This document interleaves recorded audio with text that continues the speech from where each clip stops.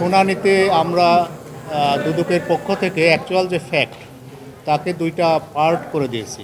একটা হচ্ছে ট্রাস্ট গঠনের আগ পর্যন্ত 2 বছর 91 টু 93 এবং 93 থেকে 2007 পর্যন্ত আরেকটা পার্ট।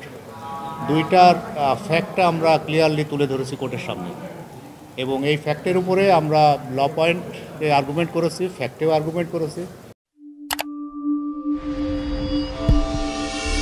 জিয়া অরফানেজ ট্রাস্টের লাস্ট স্টেপ অর্থাৎ ক্রিমিনাল অ্যাপিলেট ডিভিশনে গত 3 দিন ধরে হিয়ারিং হচ্ছে এবং প্রত্যেকটা পয়েন্ট অনারেবল কোর্ট পুঙ্খানুপুঙ্খরূপে যাচাই বাছাই করছে, যে কারণে এত সময় লাগছে।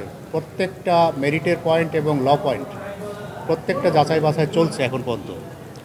তো আজকেই হয়তো শেষ হয়ে যেত, কিন্তু শেষ মুহূর্তে একটা ডিটেক্ট হয়েছে যে একটা আপিল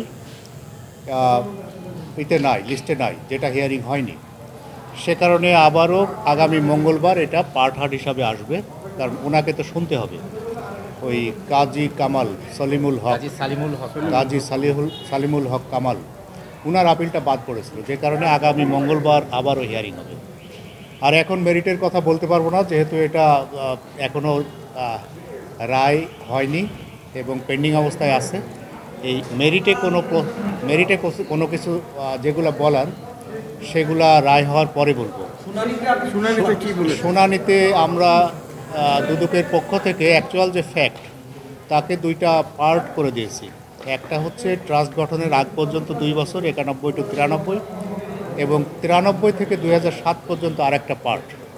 দুইটার ফ্যাক্টটা আমরা ক্লিয়ারলি তুলে ধরেছি কোর্টের সামনে এবং এই ফ্যাক্টের উপরে আমরা ল পয়েন্টে আর্গুমেন্ট করেছি, ফ্যাক্টেও আর্গুমেন্ট করেছি।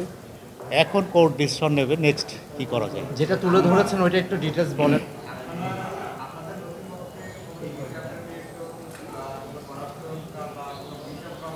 এইটা আসলে কোর্টের রায়ের আগে এগুলো বলা ঠিক না, কারণ এগুলা কোর্টের না। এটা আপনাকে চিন্তা করতে হবে যে কোর্ট কী চিন্তা করছে। আমি হচ্ছে ইনফরম্যান্ট পক্ষ, আমার মুখ দিয়ে একটা কিছু বেরোলে সেটা রায়ের উপর প্রভাব পড়বে। এই কারণে কি বলেছিলেন যে 91 থেকে 93 পর্যন্ত এই সময়টা যে টাকাটা সেটা কোর্টের কোনো কিছু এখন 91 থেকে 93 এটা হচ্ছে ট্রাস্ট গঠন হয়েছে যে 93 সালে।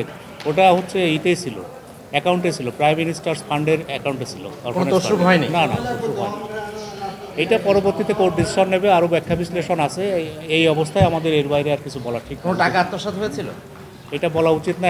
এখনই কিছু বললে এটা মেরিটেড করবে, রায়ের উপর প্রভাব পড়বে। ঠিক আছে, থ্যাংক ইউ।